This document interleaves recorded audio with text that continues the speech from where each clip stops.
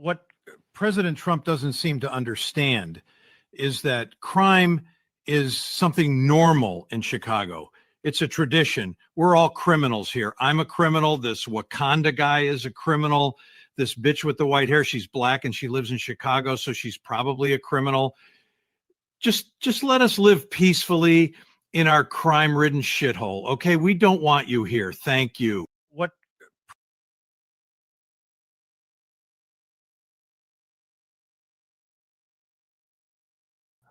Good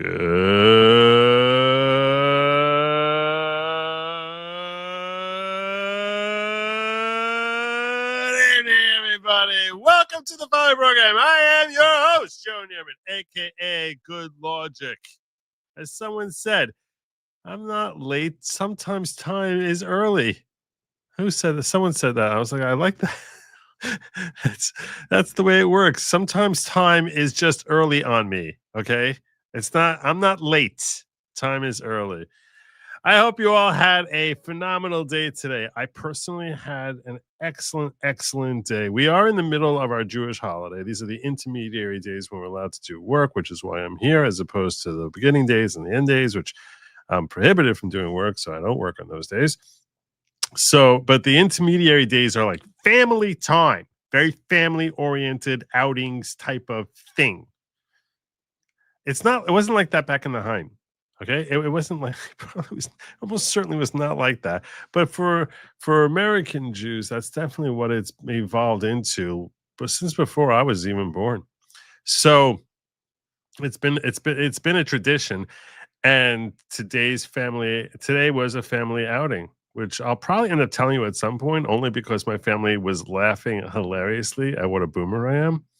But I'll probably share that with you later. But first and foremost, what's more important than my war stories about my day playing laser tag in the forest today is that I'm joined here today by the famous, nay, infamous Jim Tells You. Welcome back, my friend. How are you? Yes. We don't hear a word. We don't hear a word. I had my thing muted because I was typing and I didn't want to interrupt, because I've been told that when I type it's very loud. It is very loud. It is very loud. But it wouldn't be a Joe stream if somebody didn't boom or something. Yes, I guess that's. So I did it for you. I guess I appreciate you falling on your sword for me like that. Most people wouldn't do that. Most people, they'd just be like, no, let Joe boomer himself. But he's like, no, I'm going to out boomer Joe. I'm here for you, Joe. Next, I was invited to join on this channel. I want to get your thoughts, and I'll get thoughts from the audience also. This channel, which I was surprised how many subs they have. They have like 200,000 subs or something like that, to engage in debates with the left. This channel called Modern Debates.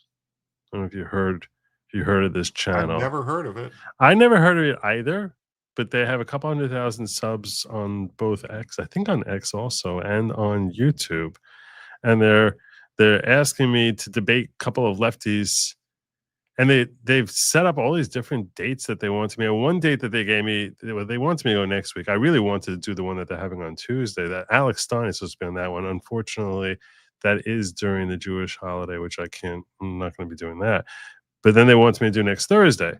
And I was like, okay, first and foremost, how can I do that to Jim? Because, Thursday is gym night. Like, what? Because they want to start at 9 o'clock and for me to roll for 2 hours. And my question, I guess I should ask you and my audience. Go do it. Don't pass up on an opportunity. Are you sure? I'm positive, Joe. I'm not going to be upset. Joe, you don't owe me anything. You don't have to stream with me. No. I feel indebted. I feel no. You've helped me out more than anyone else. But still, but I'm wondering if my audience would you rather me? Because if I stream it at 9 o'clock and I'm debating for 2 hours, I don't think I'm going to be up for doing a show after. I think that's going to sort of wear me down. Just because I envision. Are you going to be able to stream? Did you ask him? Can you stream it to your channel? Oh, that's a good question. That's a really good question. You see, this is why they pay you the big bucks. Can I restream? At least get some views. get some views. Just tell them, hey, I don't, I'll love to come on it, but I want to be able to restream it to my channel. That way my viewers can see it. You know what I mean? And then, it'll actually help them get more viewers, because the odds of somebody seeing them or whatever on your channel and going, oh, I like this, I like what they do here, I want to watch it, is more likely than you telling people I'm going to be on this channel and them actually going to find it. Right. And that way they'll be able to appreciate what this channel is bringing. And, I'll obviously put them in the description. People want to sub up over there. I think that's a good idea. I think that's pretty good. That's a pretty good idea. I've been known on occasion to have one or two of those. Yeah, once in a while. So yeah, apparently it seems I forgot to put up a goal tonight, which is making me feel guilty. I should have put up a goal, but I didn't. And yet T-Rex is jumping on in here into the fray. Really off topic. Before we get too deep, I was wondering if you ever heard anything about Dennis Prager's The Rational Bible, Genesis, and if he's trustworthy on the Torah. I do think he's a practicing Orthodox Jew. I think there's a really good chance that most of what he says about Torah I would agree with. Now, of all the social media sources you can throw out there who would be talking about Torah, I would tell you that he's one who I would assume I'm not if I haven't seen it, I can't endorse what he's saying, but if you tell me Dennis Prager said something on Torah and didn't tell me anything beyond that, I'd say he probably got it right, because he seems to be a legit practicing Orthodox Jew. I will tell you this is one topic I was thinking about covering tonight, which I don't expect to really get into detail with you about, and that is the peace deal with Gaza.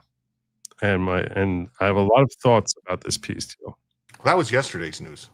I know, but it's like, it's progressing along, and it seems as if it's going to be a thing. Like there was at one point they were just talking about it, and yesterday it seemed like it's coming true, and there's more and more that it's becoming a reality. And I have a lot of thoughts about it. Most of them very, very negative about this whole deal. I'll just say my opinion is, it always seems like we're trying to make deals with people who have no desire to have peace to begin with. And by we, I'm saying like it's like the royal we, not me. I'm not making peace with anybody. I'm saying like the U.S. or Israel, all these countries, like our the civilized world. Let's put it this way: the civilized world is trying to always make peace with people who have no desire to have peace with them. They're always giving up concessions and doing things, and it never works out. I have named one time that there's ever been a peace deal where the other side wasn't completely obliterated that has held.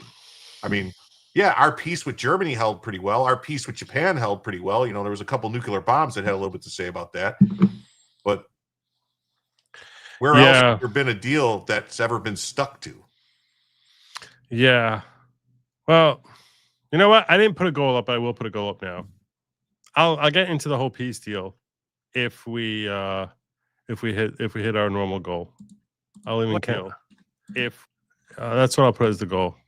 If we get 15 super chats of $10 or more during the course of tonight's show, the next 2 hours, and I'll count. If we have 14, I'll count it as 15 because we already got one from T-Rex there. So in that case, I'll address the Israel-Gaza peace deal. I have a lot of thoughts on this one. Yeah. I mean, I don't like war.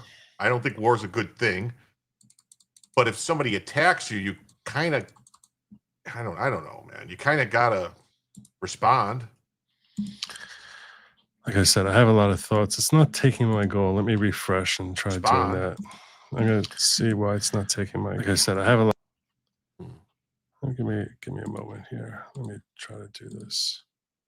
15. I don't know why I wasn't taking it when I tried clicking set the goal. It does that sometimes. It's a very annoying thing, right? Yeah. Start goal. An error occurred. Please try. There we go. Okay, there it is. Finally. Maybe you might have put Gaza or Israel in the goal, and then it wouldn't take it or something. You too, like, nope, can't use those words. Can't talk about that. Let's start off tonight's show. Because we do have a lot to cover tonight. Because I put in our title that we're talking about Letitia James, Chris Ray, California rigging their elections, and lots more. So we have a full docket. There is. There's a bunch of stuff that A happened full today. docket today. Yeah. So let's get on into it, and we're going to start off with this one right here. Senator, I'm going to ask you to stand by for me for just 1 second. And I would like to come back to the senator to get her to react to this immediately. But we do need to get to this breaking news out of the White House with Kristen Holmes. Kristen, I understand we have some legal breaking news. Yeah, we have just learned that New York Attorney General Letitia James, who obviously brought the charges and won against President Donald Trump, has just been indicted by the department. I'm going to throw that in and won. This was a case that President Trump wanted to be brought. It's a mortgage fraud case. And it's also what led to the leaving of the U.S. attorney in the Eastern District of Virginia, Eric. See, here's the amazing thing about this. Here's the what do you take from their coverage of this story? They're hedging everything, and they got a problem though, because for 2.5 years, every one of them did nothing but repeat, "Nobody's above the law." Non-fucking stop. So, what's good for the goose is good for the gander, as they say. You see, what makes it so amazing to hear in their coverage of this particular story is that when they were talking about, Trump, and no one's above the law, no one's above the law. The framing was never Biden's top opponent in the upcoming election, or Biden's nemesis. It was never about that. You could have broken this story in any myriad of ways where you just say, New York Attorney General Letitia James has been indicted and charged with mortgage fraud. And then you just break it down. But every news out, every single one of them is basically framing it as if the story is that it's Trump's DOJ which is charging her, and nothing about really the legitimacy of the charges, nothing about the basis of this, nothing about the irony of the fact that she's been getting hit on mortgage fraud type stuff when he got hit on loans and for the way he filled out documents on loans, and she's getting hit on things like that. Nothing about that at all. It's purely about this is the person Trump wanted to get. And you didn't hear any framing like that at all from legacy media when it was Trump who was being charged by his political adversary. And it's so disingenuous. They're so transparent that it's almost. Did Trump ever say go get her or anything like that? I think he did. I think he did actually. I think he's put out one or two tweet socials like that. It was like well, he called her crooked and all this other stuff. But I mean, like, as far as this, somebody said, "Hey, we found this mortgage fraud." Now, if there was someone finds communications between Trump and Pulte saying, "I want you to look into all these people and find something on them," to me, I would say, okay, you might have crossed the line a little bit, right? Right. It's not supposed to work that way. It's not. I'm not a fan. Like, I understand. Like, I'm not a fan of revenge per se. Right. I don't think you should be getting revenge on people. If people broke the law and you have proof of it and you know it, then you prosecute them because that's the way the law works. Right. Right. And the thing is also, these are charges which they don't even work very hard to claim are empty, like that they're illegitimate charges. No, we're going to see people try to say that this is everybody does this. That's a silly defense, particularly for this particular defendant who repeated "no man is above the law" more than anybody in human history. I mean, that's what she's the one who said this over and over again. No one is above the law. No one's above the law. No one is above the law. So for her to try and die on that hill is it's comical, and I think everyone recognizes that. But the point that I'm getting at is, normally what were people saying when Trump was charged? It was, these charges are a joke. Every single time. It's like, these charges don't make sense. These charges are illogical. There's no crime here. There's no victim here. This is a new law they invented specifically to go after him with respect to E. Jean Carroll. Here's 34 in the well, that's the thing. Like with Trump, they did the E. Jean Carroll thing. They did Jack Smith. They did Bragg with the bullshit of you paid this and you wrote a check, so that means it's 34 felonies. It was the most insane thing that no one even understood what the hell he had done wrong. They kept calling it. They had to keep calling it the hush money scheme that he was embroiled in, because that's what they basically had to try and relabel it as something, even though that's not a crime. That itself is not a crime. That there's people pay hush money. There are thousands of legal NDA which are hush money deals. Congress does it. Congress has a friggin' fund to do it, and it's secret. No one can know about it. That's even worse, because that's where it's hush money for someone who's about to sue. It's our tax dollars paying hush money for Congress. But those are hush money to basically make someone who's a potential litigant go away. This is just, I don't want you talking about the story. Yeah. So it's not trying to silence someone and buy them off. It's a matter of trying to just, make sure that it doesn't become page 6 fodder. That's all it's about. I'm also hearing rumblings. You keep talking for a second. I was gonna say, I'm also hearing rumblings about Big Fanny, that there's subpoenas that went out, and there's a grand jury impaneled to look at her stuff, because the money that she stole, that she paid her boyfriend, that she used to go on all these vacations, that was federal money. There was federal money intermingled in there, so it's a federal crime. And I'm hearing they're looking at Bragg. They're looking at Christopher. Well, we know Christopher Wray. We're looking at him. There's a bunch of other people they're looking at. Now, as long as they did something wrong, as long as they broke the law, I don't have a problem with it. As long as they're not making like what they did to Trump, where they changed the laws or they stretched things and they said, well, we're going to make this a felony because the statute of limitations expired on a misdemeanor. So we're going to say it's a felony. That way we can charge you. And also they wanted to get him on like a real crime, not just a misdemeanor, because they wanted to get, they wanted to get some teeth behind it. But the entire situation was just an utter joke. And the point that I'm getting at is everyone is like, these aren't crimes. Like what you're saying he did it's not criminal activity.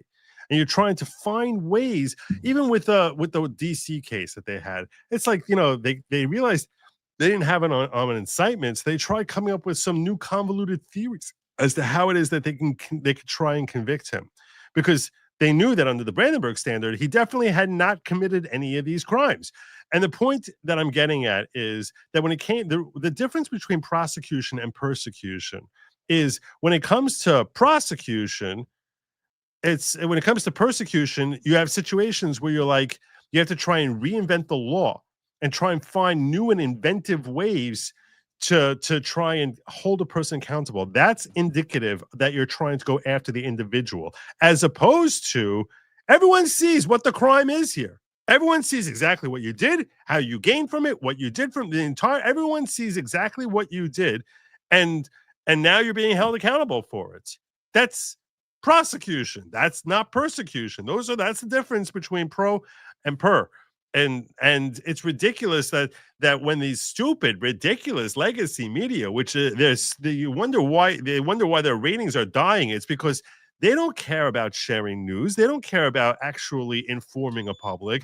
This is entirely a transparent propaganda machine that is designed to try and say, this is what we want our audience to feel about this story that we're sharing with them. And we're sharing this story because we either have to, and now when we do, we're going to frame it in such a way that this is how you need to digest and understand this story. And they're so transparent in how they're doing it. That's why their ratings keep dying. That's why everyone's just running away from them. It's like they wonder why. They're so stupid. They're so obvious in what they're doing. It used to be there was always slant in the news, Jim. There was always slant in the news. Well, Connie Chung was really good.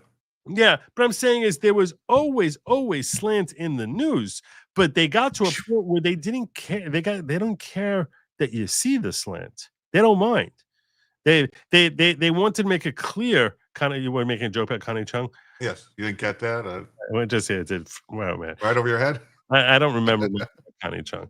I mean, nightly news. She's the one. Okay, ABC Channel 7. Yeah, she's like a was it Family Guy or is it Simpsons, where they always have the Asian reporter? Got to be Family Guy. The Asian. Here's your Asian reporter, and it's Connie Chung. Well, the point that I'm getting at is there used to be an attempt to come across as if they're as if they're impartial and just trying to deliver the news. And they got to a point where they don't even care about having the fig leaf veneer of impartiality. There's no pretext anymore that they're trying to be fair and balanced. Right. There is no pretext at all. It's very, very apparent that we have an agenda and we're going to cram it down your throat. So, and William Pulte is a private citizen that investigated Tish and wrote a letter to DOJ. Good call, Kat, and he should be credited. He should be. This is true. I thought he's the head of he's the head of something. I thought not housing and urban development, but he's the head of something with mortgages or something like some. I'm not sure. I'm not sure. Alas, the left is already starting to get wins in this Letitia James case because the judge was assigned to this case. Let's pull this up. New York Attorney General Letitia James has been indicted in federal court for making false statements to a bank in order to secure favorable terms on a mortgage for her Virginia home. What? Yeah. What? She indicated would be her primary residence. James was one of Trump's chief antagonists, you'll remember, bringing a $454 million civil fraud case against the president and his company. Yeah, but that was overturned. Yeah. They took the money. There's no money. They took the money away. Yeah, that was overturned. They don't, even Fox News. Fox News, a lot of people don't get it. I've had to tell my parents, like, they're like, what? And they're like, oh. And I'm like, it's Fox. I'm like, there's only 2 shows that you can watch on Fox News now. The 5 because of Greg Gutfeld. Well, 3. And then the Gutfeld show if you want to laugh. And then Jesse Waters. Other than that, there's nothing on Fox that you can watch that's not bent. They're awful. They basically in 2020, that channel died. It died on election night. We all saw it happen live. We were just like, what the hell are we even watching here? When they're like the first ones start calling some of those crooked states. Let's hear from Scott Jennings on this. Do 2 wrongs make a right, Scott? Well, the implication that I don't support the Constitution that you made notwithstanding. I did not say that. It gives me being an He's original. just famous for being a constitutional originalist. Here's what I think. If Democrats like Slotkin are going to come out today and whine about selective prosecutions over Tish James, her entire career is built on the selective prosecution of one man. Now, I also believe what Elliot said. There's a process here. Everybody gets their day in court. Obviously, a grand jury saw enough evidence to bring charges. We don't know what they are, but a grand jury looked at this and says, okay, there's something here. She gets to go to court just like Comey, just like anyone else. But to me, it's just not going to fly to boo-hoo over selective prosecutions on this particular person who promised in her campaigns, who went after him on things, as Jonah said, that had no business ever happening, if not but for the man's last name being Trump. So I'm not going to. How is that not a 2 wrongs make a right argument? I'm not saying it's right or wrong. I'm saying she gets her day in court. I'm saying a grand jury saw enough evidence to bring charges, and I'm saying she gets to go to court and tell her side of the story, and then we'll see what happens. But I'm just arguing the political debating issue here. Democrats are going to say, this is the first time we've ever had somebody go down the road of selective prosecutions on her. No, I agree with that. The one thing So there you go. There you go. Scott making his point there. Yeah, I would say too, she committed a crime, the same crime, 3 times. All right. And I've talked to, I have one of my best friends that since 3rd grade owns a mortgage company. All right. Does mortgages. And he told me that is straight mortgage fraud. There is no way that's not mortgage fraud. What she did, she knew what she was doing. 100%. He's like, there's 100%. No, it's like, he's like, this is it's paper. He's like, there's no way around it. That's the thing. It's not even like this is like a complicated case. No, it's very simple. Yeah. It's very, very simple. Now, ultimately, this judge is the one who's going to be in charge of sentencing. He was telling me also, though, that it might not just be mortgage fraud, though, that how she insured the properties could also be fraud. If she insured it as a primary residence, also, then it's insurance fraud. Oh. And if she didn't insure it as a primary residence, it's admission and knowledge that she knew she was breaking the law.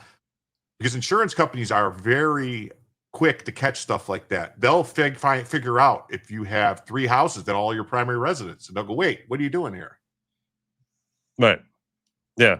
They're quicker to figure stuff out than the government, insurance company. And here's the thing also. The woman is a freaking attorney general. Some people can be sloppy, but to be sloppy repeatedly, and when you're in her position, it's that much more inexcusable. You know what I'm saying? It's like, some people might not be aware of what's happening. It doesn't, everything about this that she keeps doing it over and over and over again, and one application after another, and she's changing how many units are there every time in a way that's favorable to her, never the wrong way. If you're just sloppy, then sometimes you would be sloppy in ways that are harmful to your financial interests. But her sloppiness seems to always benefit her financial interests. So this is not sloppiness. It's very apparent exactly what she was doing. It's very apparent that she was intentionally trying to commit fraud here. And frankly, I don't think that this is a lengthy case. I don't think this is a complicated case. I think this is actually relatively simple. And the question is, it's a matter of looking at the documents, seeing what she said. You don't even need much testimony. The whole trial can be wrapped up in 3 days. This is not going to be a 6-week deal. And it's not even something that needs to have a lengthy. I think that she'll get bail. I think she'll be released probably on her own, and she should. Yeah. Should be. That's the thing. That's the difference. Okay, this is the difference. This is why, in my opinion, this isn't persecution. This isn't revenge, because they didn't perp walk Comey. They're not going to perp walk like they tried to do to Trump, like they did to Bannon, like they did to Stone. They're not. Like they did to Navarro. They're not going to do it to these people. They're just going to go, yeah, go ahead, turn yourself in. Yeah, we're gonna do this because this isn't spiteful. This is, you broke the law. It's time to pay. Yeah. So they're all focusing on the fact that it's his hand-picked attorney, that the one who didn't bring the charges he fired, as brought up over here. Kyle Channing, new Trump's hand-picked prosecutor in Virginia has criminally charged a second person here, Pam Bondi, to prosecute now. New York Attorney General Letitia James Halligan brought the charges to the grand jury herself, signaling resistance of career prosecutors. Yeah, career prosecutors tried to say oh, we shouldn't do this because it's going to look bad if we take it. We don't think we could get the grand jury to indict. I've heard a rumor. I don't know. Maybe I'm not a lawyer, but you are. I've heard this rumor that they could indict a ham sandwich. Yeah. The idea that they couldn't get an indictment, it sounds kind of silly. And so try and make it as if what they don't realize is there's actually an admission in this statement as to how deep corruption runs. It's not that, because this is very clearly a crime. It's very clearly a crime. So why you have to have a hand-picked person? Because there's so much deep state crap going on out there that you can't get people to indict a Letitia James. Well, isn't every U.S. attorney handpicked by the fucking president? That's. I mean, isn't that technically he picks them? He appoints them. Yeah, but there's the point is that he removed this individual. I don't have a problem with making that point. He specifically said, I'm getting rid of this person who's not going after Tish James. What I'm saying is the fact that you had people who were refusing to do that is indicative of the problem with the system. It's indicative of the fact that you have a system here where people are looking to protect people that they like. That's the problem. Instead of actually going after crimes, that is the problem. And that's what people like this aren't realizing. But folks like Dan Goldman will jump all over that, saying, yet again, Trump is grossly abused the criminal justice system by directing an unqualified political lackey to indict his adversary. First and foremost, they're all political lackeys. When you get assigned there, as Jim just pointed out, everyone is assigned by the president of the United States. They're all political lackeys. It's the stupidest thing. This kind of corruption is how authoritarians become dictators. And this is also on every Republican who doesn't speak up. Shut up. This is on you, Daniel Goldman. This is on you and your whole system being so stinking. Does everybody corrupt. not remember what Daniel Goldman did before he was in Congress? He was in charge of impeaching President Trump twice. Was it him? Yeah, it was him. He was the lawyer. He was the lawyer. It was Adam Schiff. It was Adam. He was the lawyer. He was the staff lawyer. Oh, the staff lawyer. Uh-huh. I remember Adam Schiff, and I remember Jamie Raskin. Well, no, but he was the actual lawyer, like the lawyer that worked for their staff or whatever. Look it up. I'll look it up. You can look that up. I don't recall that offhand. I don't recall his specific role in that. And here's what folks on the other side are saying. She was indicted.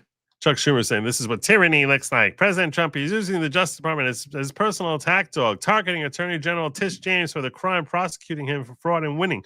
Nope. And nope. She actually was overturned. Everything was overturned here. Oh God, everything here. They have nothing but framing. There's nothing but fluff. This is like everything that you hear from the Democrats. It almost comes across to me like it's just like this. It's just the what do they call it? It's like siding. It's like plastic siding on a house with no frame underneath it. It's just the framing how we want everyone to view this house. And it's just everything's cardboard. Everything is cardboard. Yeah, She was Dan Goldman currently is the U.S. representative for New York's 10th district. Previously served as the lead counsel for the House Democrats during the impeachment proceedings against President Trump. Really? I don't remember him saying very much. They shelved him. Jamie Raskin took front and center on the second impeachment. The first one I thought was all Adam Schiff, but. Paul Morrow pointing out she was just indicted by a grand jury comprised of her fellow citizens in one of the bluest jurisdictions in America. Complain to them. Compared to the Alvin Bragg case on Trump, this indictment is legal poetry. It really is. It really is. Let me catch up on a couple of chats here. No problemo. Israel's stated goal was return hostages, and this deal can achieve it. I'd like to know your thoughts. Is the original goal shifting, or was it never the real one?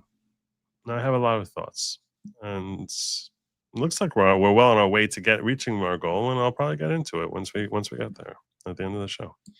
But I have a lot of thoughts. But no, nothing changed from my position. Nothing at all. Pulte is the U.S. Director of Federal Housing, so Kimmy's correcting you on this. She's calling you out. She's saying you're wrong. You're wrong. He's the Director of Federal Housing, which would explain why he's on this one. He's all over this case because it's a housing case.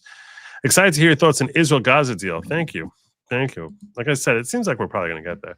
Joey, because you will never know the joy of Chicharrones. What I give you shekels. This super chat means nothing. I just want to give you money, Jim. Your next money, but chicharrones are great. Jim knows. What are chicharrones? I think it's like a pork, like a pork taco type of thing. Like I think it's a deep fried pork filled taco. I think. Is it? I think. They're not kosher. Yeah, I think. It doesn't sound very kosher. No. Bill Clinton fired every U.S. attorney on pork rinds. Pork rinds. That's what. Is that what it is? Yeah, like that pork rinds. Yeah, deep fried pork rinds. I don't really know what pork rinds are. It's like pork skins. They deep fry. Oh, it's like, I always thought it was grinds. It's rind, as in the rind of the pork. Yeah, like skin, pork skin. So many questions are answered with that one. I was like, what are pork? I assumed it was like chopped up pork, like turning pig into like hamburger or something. That's why I always thought pork rind, but I thought it was grinds, not rinds, because the K ended up becoming like a G when I heard it. All right. Spud says, Joe, New York State has $10 million in its budget to bail our politicians like Tish James. $10 million can help you beat the prosecution. I don't think so. This is a pretty open and shut case. It's a pretty open and shut case. This is not a hard case. It really isn't.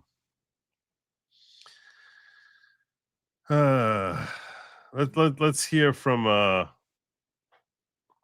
let's hear CNN weeping about this for a moment here. How strong of a case do you think the Justice Department has? And separately but relatedly, Lindsay Halligan, who is the acting U.S. Attorney, the Eastern District of Virginia, she is bringing indictments. And by the way, about Lindsay Halligan, she is the replacement, the one who ended up bringing these indictments. I'm just going to make this point. People are saying she's unseasoned. She's an idiot. She's a lackey. She doesn't know what she's doing. All this other stuff. Let me point this out to you. Just think for a second what you're saying. This attorney who's so incompetent, who's so stupid, doesn't know what she's doing, has so much evidence that she got an indictment. That's how bad the case is Two for of 'em. Tish James. Yes, you're trying to say that she doesn't know what she's doing. If she doesn't know what she's doing, that just means the evidence is that strong. That's how strong the evidence is that someone you're considering to be a complete and total dunderhead somehow manages to get these indictments. So, okay. All right. I mean, you have to sort of pick your poison here. It's not like she just, ordered up the indictments herself. She had to convince a grand jury to indict. So they love saying how she doesn't know what she's doing, but I don't know. She got 2 indictments here. That it sounds as though people in the Eastern District of Virginia thought would be difficult to prove in a court of law. And I'm going to also say that those who are claiming Halligan is an idiot. That's just misogyny and sexism right there. That is a higher standard than bringing an indictment. How big a task does she have ahead of her? Well, look, mortgage fraud is something that's been used in many circumstances in other political cases. You got to remember, we sent Bernie Carrick to jail for 4 years because he made a mistake on his mortgage application. So there is certainly precedent for this, and it's particularly interesting when Letitia James brought an almost identical case against Donald Trump, in New York in a civil context, and so. I do think that when you certify that something is true and there's something in there that's false like that, you would expect that the Attorney General of the state of New York would be more careful in what she's putting on those applications. And so I'm sure that they have some kind of context to put those other documents into, whether those were things that were, put in after the fact, after it was discovered, whatever it is, we'll find out, soon enough. But Lindsay Halligan is somebody that I worked with before. I think she's a very smart lawyer, and she's bringing these cases, presumably because there is good evidence, for them. There is a grand jury that the process has been gone through, and a grand jury, not a prosecutor, decided whether there's probable cause to proceed. Yep. Yep. Yeah, they did go after Bernie Carrick because they thought he was going to become too powerful and too big for his britches because he was basically like the rising star on the right in New York. Mm-hmm. So, well, let's do you think it's possible at all that the reason Tish James went after Trump for the mortgage stuff is because she knew that everyone does this stuff on mortgages, and so she's like, "Well, I do it, so I know he probably does it too." I don't know. I think she got a tip. Because he probably has taken out so many loans that to find the right one, she probably got a tip. Also, the thing that was so horrific about her case, that was so utterly horrific about it, and I brought this up. I brought this up on when I was talking about that case is. He kept saying that he had a disclaimer. It was actually, it's not really a disclaimer. It's really, it's not called a disclaimer. It's basically, it's a notice saying, don't rely on me, which he was saying is like, he says the equivalent of a get out of fraud jail free card, and what it is, for those of you who may have missed me talking about this, I'll break it down very quickly. He got indicted in the Letitia James case, or not indicted, sorry, he was hit with civil penalties because it wasn't criminal, it was a civil case. So he was hit with these penalties because he purportedly engaged in fraud by putting down bad info in his mortgage applications. This is not mortgage application, it was a commercial loan. So it was a commercial loan from Deutsche Bank that he'd got hundreds of millions of dollars, and he put up property as collateral. So when you're putting a property as collateral, you sort of have to express how much is the collateral worth so that you can get a good loan. So he basically inflated, purportedly, they say that he inflated the specs as to what was there in the property, like how many floors are in a building, or various bits of information that he inflated in order to convince the bank to give him the loan. Then he got the loan, paid back the loan with all the interests. Everything was settled. And they're like, well, wait a second, you got a better rate because you lied about this. And he says, it's true that some of the information there may have been favorable. You know, some of the estimates as to like the evaluations they put up as to what property was worth, whether it was Mar-a-Lago or other properties that he was putting up as collateral, that they could have been deemed favorable. But there's a cover page which tells the bank, do not rely on the information that I give you, and do your own due diligence. It's basically, it's an agreement. It ends up serving as an agreement because the bank takes it and accepts it and basically says, okay, so this is your position on it, but we still have to do our obviously did its own due diligence. That's the thing. We have to do our own due diligence to verify this. They do it to anybody gets a mortgage. They don't just take, you go to get a mortgage and they go, I want a mortgage on my house. I want $1 million. And they're like, well, what's your house worth? That's worth $2 million. And they look at your house like, it's worth $300,000. What are you talking about? Yeah, exactly. So they're supposed to be doing their own due diligence. And the cover page basically is him saying, don't rely on anything I put in here, because you need to do your own due diligence to verify the information that's in here. This is like for your convenience, my perspective on the valuations here, but do your own due diligence. Letitia James went to the court and she's like, and she argued successfully before Judge Engoron, saying that due diligence statement that he puts there cannot work to obviate, to push away fraud if it's information that only he has access to. So if there's, let's say the building is I don't know, let's say it's coded. How could any of the information that he did, that's bullshit. He's not the only one that had access to that information. Not to mention, he wasn't the one filling out the friggin' papers. But he's responsible for whatever's on there, because he basically assumes responsibility. Whatever's filled in there, he's assuming responsibility for. So let's push that argument aside for a second. But let's say there's some sort of latent defect. Okay, let's say that one of his own private people came in there and saw that there's a major fault line in one of the buildings, and that it's about to collapse, and that in order to fix it and get the building up to snuff, you're gonna have to spend $500 million. Right? $500 million you're going to have to spend in order to fix this thing, which means that the value of the building should be shaved down by that $500 million because it's not safe for occupancy. And it's something that no one or it's not going to be safe in another couple of years. So now this is information that the bank would never have access to. That's the sort of thing which you say you can't disclaim your fraud for that, because you're now hiding something that there's no way that they would have access to information that you have. But so they didn't have any of that in this case, though. So the judge said, okay, well, because you can't disclaim that, I'm not going to basically let you disclaim on rely on this disclaimer, and not disclaimer, but on this due diligence statement. So that's what Judge Engoron said, and that is logical. That is philosophically and fundamentally, I want to say this, that is 100% a logical take to have. It makes sense that's to say that, hey, you can't just disclaim fraud when you're hiding something and you say, don't rely on me, when you know no one else can possibly have the information but you. That seems very disingenuous. So I can understand that as a matter of principle, as a matter of law, as far as what's a logical way for us to think about the law, that is a logical thing to say, that if it's information that you only have access to, that you cannot disclaim that. However, as my friend here has just pointed out, Jim has just pointed out, the information that they were coming after him for, saying that he was misleading about, all the testimony that came in to the trial, all of the stuff that was admitted to show that he's committing fraud, the only thing that should have been admissible is things that he alone has access to.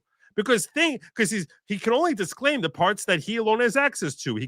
Those are the parts he cannot disclaim. Everything else, though, it's not like, oh, we tear up that top page there, which says do your own due diligence. It's just that we're saying this do your own due diligence will only have a certain level of protection. It will protect you from information that is easily accessible to the bank when they are doing their due diligence. It will not protect you from information that is not accessible to the bank and that they cannot do due diligence about. So being that that's the case, the only evidence that should have ever been admitted in this case in the first place was evidence that he alone had access to. But something that was publicly available, he disclaimed that part properly, and that should never have come into the trial. And yet we saw in the trial almost every piece of evidence that I heard, saw, and there was tons of it, tons and tons of evidence that any idiot who had access to the internet for 30 seconds and knows nothing about real estate at all could have found out about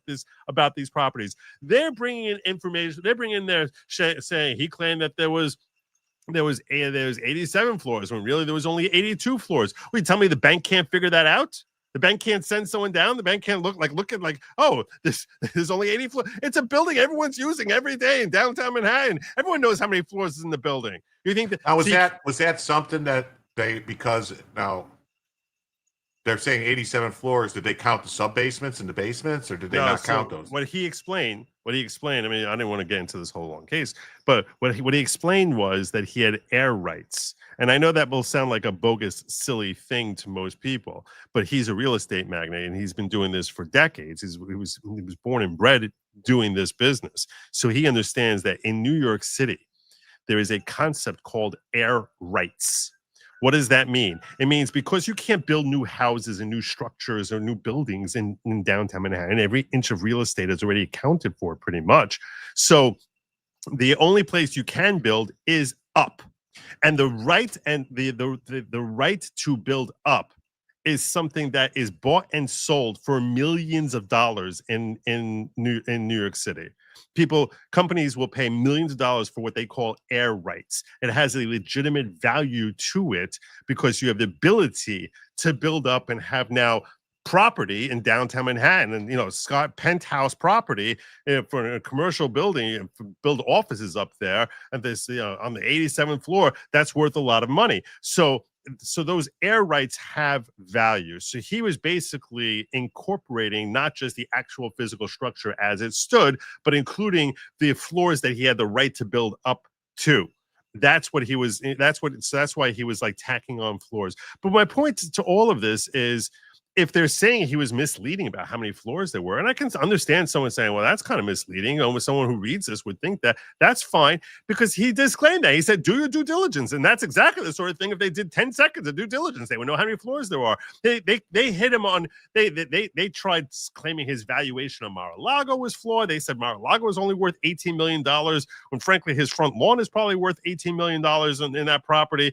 I mean, so many stupid, ridiculous things that they were using to try and find some way to hit him with the most gross and ostentatious and ridiculous judgment against him that was so terrible that the completely left-leaning First Department of New York's appellate division said this is insane, and they knocked out the entire thing because it was just so asinine how they came up with these numbers and this judgment. So now you want to tell me now that this woman was acting in good faith? She ran on the concept that she's going to get him. That's the difference too, is that like the people like Fannie Willis, like Bragg, like Jack Smith and Letitia James, they all set out to find something on Trump.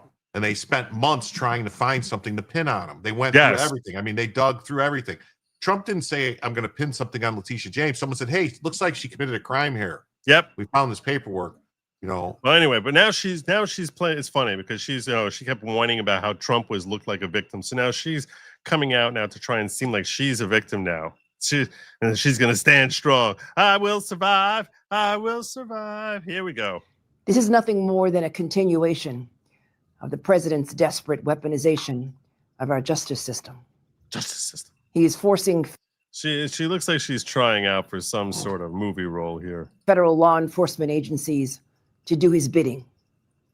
All because I did my job. Nope. As the New York State Attorney General. You did not. These charges are baseless. Not at all. 100% spot on. Tell us how they're baseless. Tell us how.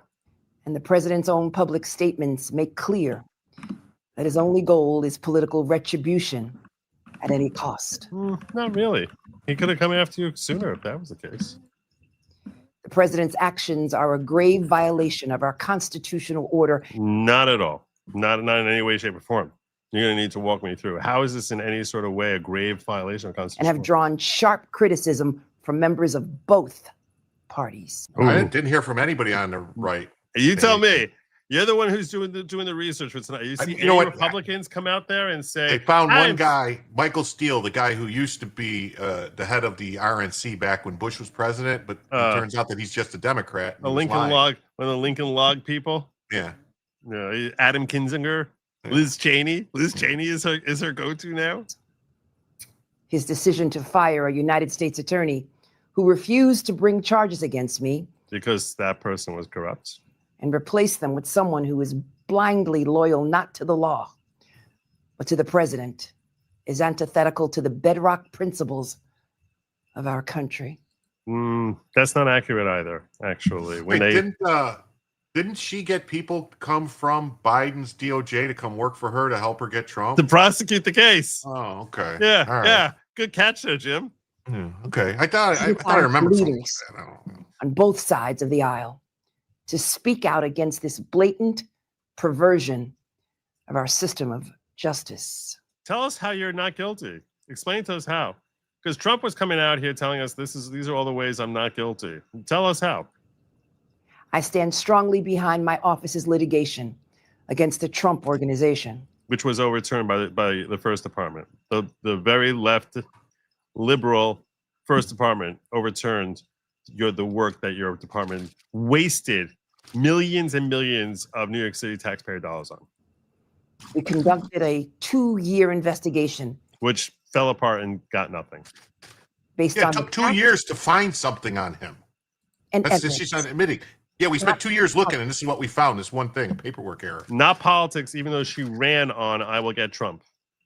This completely ridiculous woman, this walking cheeseburger. Judges have upheld the trial court's finding. Nope.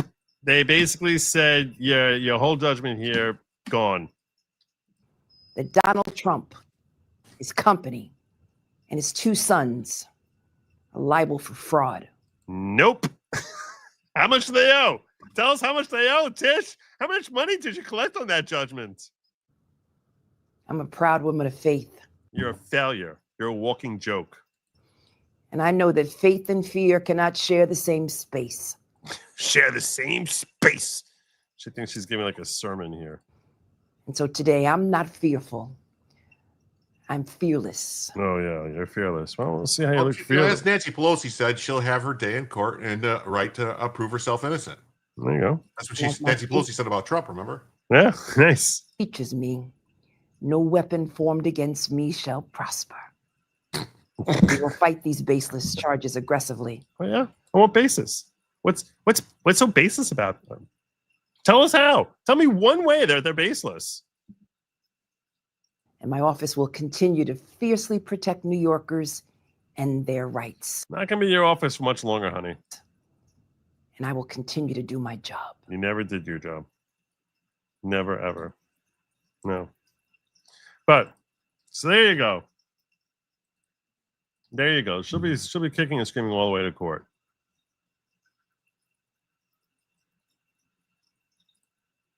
But here's CNN doing exactly what Jim said the left is doing. Aside for a second, what Tish James, and again, we're still getting the details, but if it's related to this mortgage issue, I mean, this is something that everyone in America, or many people at least, if you're lucky enough to be able to buy a house in America, you deal with this, right? The federal government doesn't go after all of these people for doing this. Does that... Everybody lies on the fucking mortgage application? Everybody lies? Well, you know what? I think what should happen now, honestly, investigate her. Investigate her. She just admitted that she does it. She totally just did. She totally just did. And she was on air, said that everybody does it. So we just want to look. Can we see her mortgage paperwork and see did she lie? Does she have more than one home? I mean, everyone does it. Oh my God. I mean, actually, the only people that have to worry about this is people that own multiple homes. So that's not everybody in America. Because yeah, sure, if you're buying a house, it's your only house. Of course, you're going to put it your primary residence. Yeah, I don't know why it is that this thing is saying there's only 4. I have 6. I count 6 yellows so far. In case you're wondering where we're at, I have 6. I have 6 out of 15, including the one that came before. So I don't know why it's saying only 4 out of 14. Out of 15. I'm feeling a little annoyed. But I know StreamYard's been acting really weird lately. I don't know. I've It's been not looking at other StreamYard. It's YouTube is not counting it properly. Oh, So I don't know what they're doing. I don't know what's happening there. Anyway, I think it's time we should probably we'll have one more clip here from Mike Davis, who's in good spirits today. They went after our side for nonsense. They went after our side for non-crimes.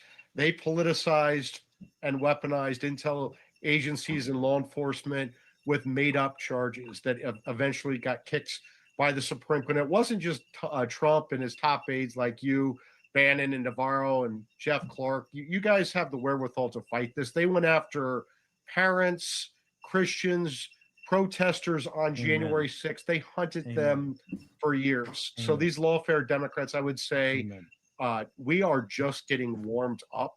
James Comey and Big Tish James are just the appetizers. Nice. Hearty appetizers, but they are just the appetizers. Just wait till we get to the main course. The long and the wide of it, so to speak. Mike Davis, Viceroy, where do people go to Article 3 to find you, sir? Now more than ever? So there you go. So that's Mike Davis breaking it down. One person who's not too excited about what's happening here. I guess I'll close out with this one. Is someone I just retweeted, and this fits in well with what this fits in very well with what Mike Davis was just saying. Is this guy right here. This guy, Adam Schiff, saying another dark day for our democracy, another vindictive prosecution of someone on the president's enemies list, another terrible abuse of the Justice Department as an instrument of Trump's retribution campaign. These actions cannot and will not deter Americans from standing up to the increasingly authoritarian regime. You were screaming how he was increasingly authoritarian for the last 10 years. So yeah, at a certain point, you just kind of sound like a joke. But the real serious issue for Adam Schiff is that he knows he's next. He is next for the exact same issues, exact same mortgage fraud. He's got the same problems. He's claiming primary residences in different parts of the country. You're only allowed to have one. And he was even censured by Congress for it. He was censured and said he wasn't going to do it again. But pull up this chat real quick that says, what happens when you buy a primary residence with a mortgage and then buy another house to live in and you keep the first one? Technically, you said both are primary. If you did that and then within the first year, I believe is what makes it, like after a year, you're able to say like, you could say like, well, that's no longer my primary now and you could get away with it. But if you do it in the same year, they know you're up to something, is what the mortgage people told me. And they keep refinancing also. And right. every time they're refinancing. She did a refinance on the house. Like she bought the one in Virginia and lied and said it's a primary residence. Then she refinanced one for the same year in New York and said the same thing. That's where I think they got her cold. She can't say, well, I was going to live there, you know. And as Nicole points out, you know, she's like, his words make clear his political attribution. She's the one saying, I promise I'll go after Trump and we'll get him. That's what she said when she was running. So, Starch Manning says, what's compelling about this indictment is release the Epstein files. I don't know what you think you're going to find in these files. I don't know what you think you're going to find there. But I don't think the files look anything like what you think that they look like. Is that you have something running in the background, a fan or a motor or something? Yeah. All right. Is that somebody send Joe a new fan to his PO box, please? Yeah. Because that is like, at first I didn't know what I thought it was the video we were watching. Yeah, well, there was background noise in Mike Bannon's thing also, but so Aaron saying, I love the word dunderhead and wingnut. Use that one too. Wingnut is not really in my arsenal. Dunderhead is one I'll whip out once in a while. Wingnut is not really mine. Greg Warner says, if we knew about this fraud before electing her, trump it up to a felony. If we knew about this fraud before electing her, trump it up to a felony. I don't know what that means. All right. But her own tweets will be used against her in trial. Probably. I mean, I haven't really. I'm not really a big fan of. I don't follow what she's tweeting out. The problem she's going to have is the letter that her lawyer sent. Like from what I understand, from what I've been told by people experts, that this is what they do for her lawyer sent a letter saying, no, here she wrote this letter to telling them that it's not going to be her primary residence. That was before she signed the paper that it was her primary residence. Oh, so it's like that doesn't mean anything. It's like you're admitting you did something wrong here. All right. James, send you a DM of CNN running cover. Let me see what you sent me here. Let me see what you sent. Oh, okay. I'll try to pull this up. I think this is probably worth looking at. They're so desperately trying to run cover for her. This is just the start. It really is just the start. I'll pull it up in a minute. Kimmy says, when Tish stands before God, she'll hear, "I never knew you. Away from me, you evildoer." Yeah, I have a feeling God is not going to be bringing Tish into his loving embrace anytime soon. But let's see what CNN is how they're trying to run cover for Tish James. Trump did acknowledge that there could have been a mistake on his financial statement when it came to the value of his Trump Tower apartment, but he said that's why his statements included disclaimer clauses. Quote, "There's a disclaimer clause where you don't have to get sued by the Attorney General of New York." Is that in any way a legitimate defense? No, the judge already found it wasn't. The judge said, listen, you just can't offer miscalculating or wrong and misleading and fraudulent information and then say, wait, just kidding, do your own due diligence here. You have to be able to rely on what's actually being said. So that's not what the judge said. That's a misstatement of what the judge said, that it doesn't cover you if it's things that information only you have access to. Already resolve that issue. Now, what he's trying to do, though, is suggest, and you can't have both worlds, Jake.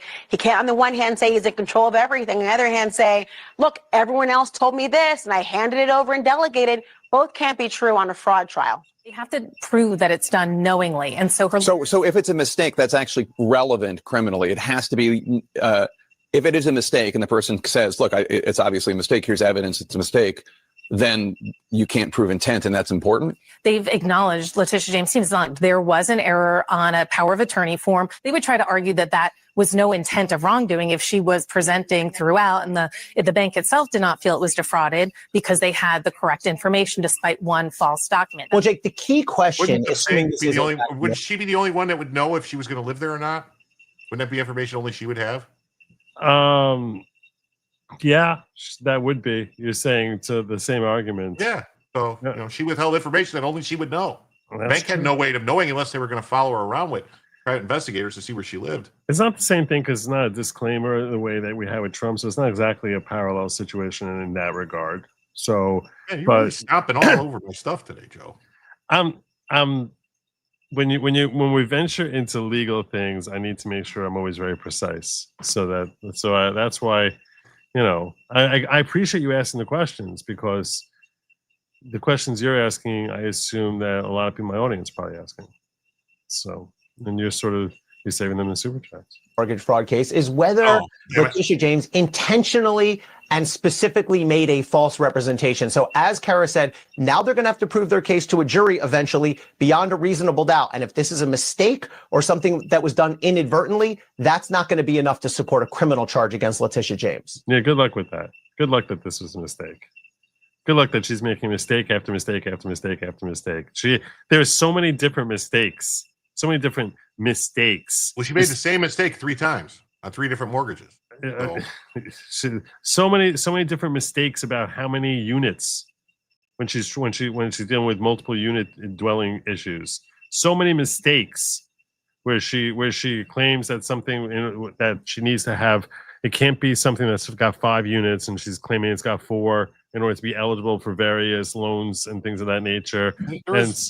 There is so many different mistakes. Joe, isn't there a thing in law where, like, if there's a pattern of thing they keep doing the same thing over and over again, you can use that as like proof that it's like a criminal intent or what am I thinking here? You're like like a criminal mind or whatever or something. It's indicia of a criminal mindset. Yeah, or intent. I think that I mean, because you can't use, they call it where you can't use like character, like the disperse, like a character thing. Like right. They have the character of a criminal, but if it's the same exact crime, You're that talking they about like a committed- predisposition. Yeah, like a predisposition to commit. I don't know. Trying to think of a way to word it that doesn't sound stupid. No, you're not. You don't sound stupid at all.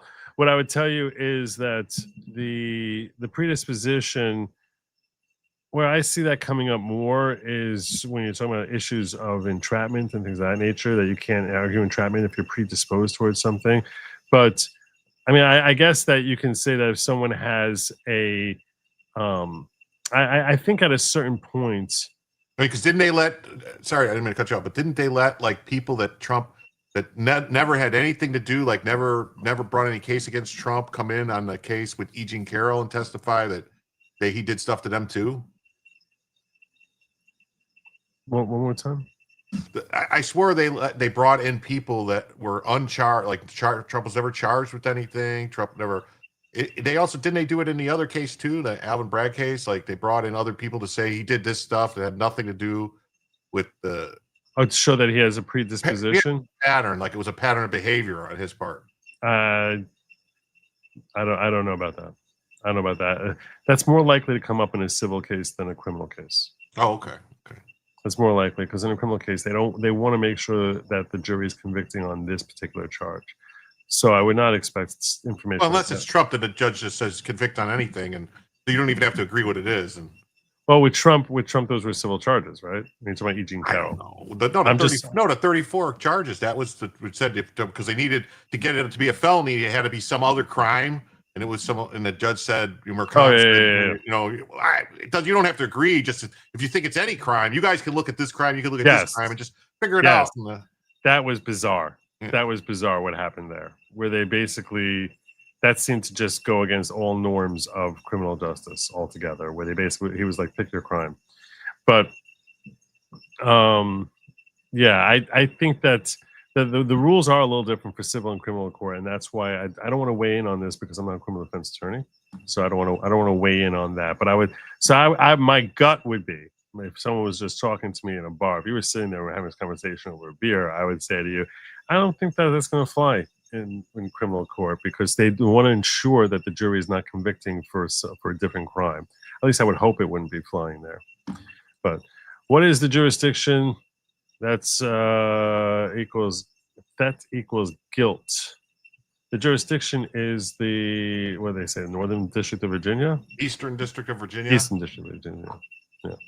The DOJ and FBI are working with limited resources within the department that they can trust. Trump is right to focus on legendary election tampering and deep state collusion. Yeah, I agree with you. I think that they probably know that it's almost like when in the Elliot Ness, like, you know, with the Untouchables, it's like there's so much corruption going on there that you don't want to have the wrong people's hands, because all of a sudden files that you need will just go missing or something like that. So you almost, it's sad state of affairs there, but that's probably reality.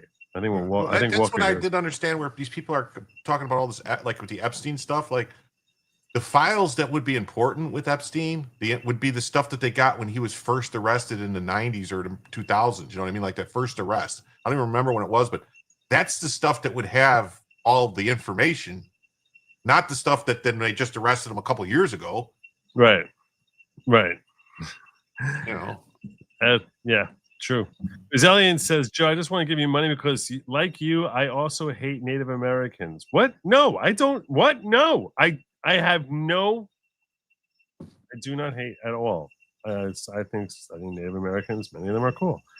But, gosh, I also know what happened to the Mayans. They were sacrificed for your Jewish black magic to make you lasers. That's not true either. No part of that rant was in any way, shape, or form true. Dizzy D sent me a fitty over in Rumble. Send me $50 over in Rumble. God bless you, Dizzy D. Thank you very much for the very generous rant. I appreciate that. I'm gonna give that. I'll give that multiple credit towards. I'm gonna give that multiple credit towards our goal. Where are we at on our goal? Let me see where we're at on our goal, because it's getting hard. I guess we'll probably we're getting close. I'll say we need probably 3 or 4 more. Get 3 or 4 more, we're good to go. So I know it says there's only 5 there, but if we get I'll say we get another 3. If we get another 3 or 4, we'll definitely go through the whole Israel Gaza thing with you guys. So, all right, we got other stories we got to cover. We got other stories. So let's do that post hit. What was next on the agenda for us? I think it was Chris Ray. Chris Ray. Yeah, Chris Ray. Chris Ray. Should I come with the second email you're gonna send me? Should I do that? Well, the second email is just the link for the story on it from CNN. If you want to pull up the X post first, it kind of would break into. And I guess this is actually, like, I didn't see it before. The story is actually from the 29th of September. Really? Yeah. So I didn't see it. I missed it completely. I never saw this. Because you say, I see what you're saying. And this happens to me sometimes also. Like when we're trying to cover the news, we'll see stuff on X that'll come today. And I'll show you what we're looking at here, right? This is from October 9th, 6:29 p.m. So Jim finds this thing. He's like, oh, wow, Chris Ray is on the National Security investigation for obstruction of justice, including obstructing the Durham investigation. That seems like a really interesting story. Tell me more about this. And then when you dig up this story, you find out that this relates back to something that came out more than a week ago. And you're like, where was I? Because I'm constantly looking for news stories. I'm looking through Ground News. I'm looking through Center News. I'm looking for different news aggregate sites to find stories. I didn't see anything about Chris Ray being under investigation. Yeah, I hadn't seen that either. Documents were hidden in Ray's office on the 7th floor of the FBI headquarters. They were put in burn bags in a secret room to be destroyed. I always wondered, because they were blaming it on Comey, remember? Yeah, I always wonder about these burn bags. Like, why don't they just burn? like how do they have so many things in burn bags? How many things are they burning that they're like, oh, we'll get to this later? Like, you would think, take out your trash. Like, I don't know how it is that we're finding so many things in burn bags. There's probably layers of bureaucracy to get something actually burned. You probably have to have multiple people sign off on it, and you probably have to say what's in the bag somewhere. You can't just go here, burn this bag, and they're like, okay, you know what I mean? There's probably got to be some, I would think. I don't know. I'm just very confused by this whole burn bag thing. It seems as if like the best goodies we're finding are in burn bags, and I'm like, why aren't they burned? Like, what isn't that why they call it a burn bag? And are they actually physically burnt? Like, is it fire or is it just mean shredded? Like this, like I have so many questions about these burn bags. Well, shredding is different. Burn bags are like a shredding. They could always shredding. They could actually recover stuff from. Oh, you're saying someone goes all Rain Man there? Oh yeah, they start piecing together the different like layers of stuff there and taping them and stuff like that. Yeah, they have actual because the burn bags could have stuff in it like digital stuff. It could have drives. It could have different media in there that you wouldn't send through a shredder anyway. But there's and I'm pretty sure it's You're not saying something that's too big for a shredder. They put it in a burn. Well, yeah, it could be it could be DVDs. It could be Blu-rays. It could be VHS tapes. Cocaine. Yeah. Well, actually, they have to burn when they do stuff like they used to. This is funny, just kind of on the side. It's a picture, Mark. Like it's a beautiful mind guy. He's gonna sit there with the entire time with all these long strips of paper, just like getting the glue stick out. This one goes there. That's what I'm picturing. Yeah, but the city of Chicago used to just dump all their guns and drugs in Lake Michigan that they confiscated. They would go and just take them out like a mile out. Is that why the river caught? Is that why it caught fire? No, but people knew that that's what they did, and so they would go out there with scuba tanks and get the shit. And so they had to stop doing it, and now they had to burn it. Now they had to go they used to go to a steel mill, because for stuff like PCP and certain drugs, it has to be burned so hot because you can't release it into the atmosphere. It's got to vaporize it. Yeah, that's the next thing I'm picturing with the cocaine. Like I'm picturing tons of people in the vicinity getting incredibly high. Yeah. Or marijuana, oh yeah, I always see like those videos where they were like back in the day when they'd light the marijuana fields on fire and they're all standing there in the smoke, and I'm going, you guys are getting high. Yeah, I don't know. I don't know. Anyway, so what do we got here? The Justice Department is conducting a national security investigation around the FBI leadership when Christopher Wray was director in the latest probe by the Trump administration of the president's political enemies. According to two people familiar with the investigation, the Western District of Virginia is leading the inquiry related to alleged destruction or mishandling of documents connected with the Durham Special Counsel investigation. The investigation, this would be 18 U.S.C. What was it? 1582? Was that the one with the obstruction?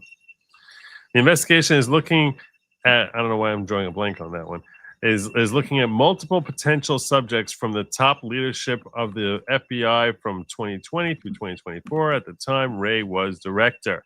Investigators have been seeking interviews in recent weeks and have spoken with staff who worked on the 7th floor, the dreaded 7th floor of the FBI headquarters during Wray's tenure, where the leadership suite is, the sources said. CNN has reached out to Wray for comment. Multiple prosecutors are working on the investigation of the Wray-era FBI front office, which was a particular interest of now FBI Director Kash Patel from his first months on the job. The investigation includes questions about documents that were stored in burn bags, which are often used to dispose of paper versions of classified records, the sources said. The investigation appears to be intersecting as well with the recent declassification of part of the report written by former special counsel John Durham, who examined investigators who handled sensitive political investigations around Donald Trump and Hillary Clinton in 2016. One of the sources said, I got to tell you, John Durham is another guy who I think should be closely scrutinized. The fact that he came away with basically no recommendations on indictments with everything Tulsi Gabbard has found, it makes me feel, A, that he must have been a recommendation to Trump from Bill Barr, who at the time that Durham was appointed, we had yet to realize just what an utter snake Bill Barr was. Mm-hmm. So I have a feeling that Bill Barr was behind his appointment there, but I think that guy did such a scummy job in the way you've heard the reporting about Bill Barr supposedly having some shady business dealing with visas and stuff like that. And that it's actually from like a week or so ago. Yeah, somebody like was a whistleblower, and then the FBI went and arrested the whistleblower that reported that worked for Bill Barr and was getting like these shady visas and stuff. I'll try and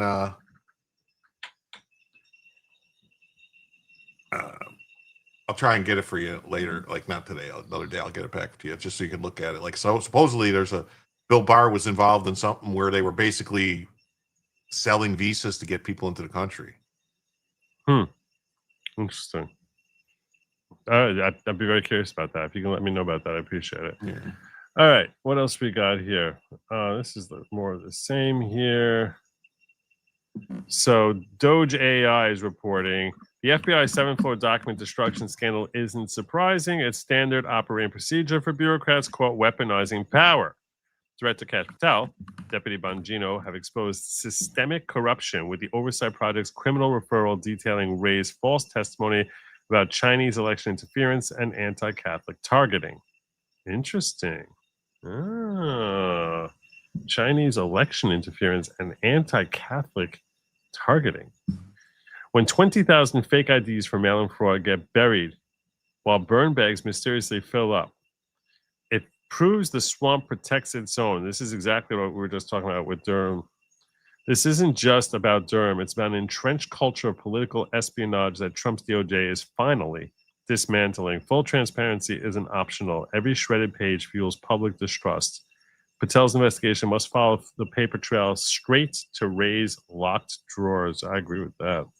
So let's pull up the original article on this.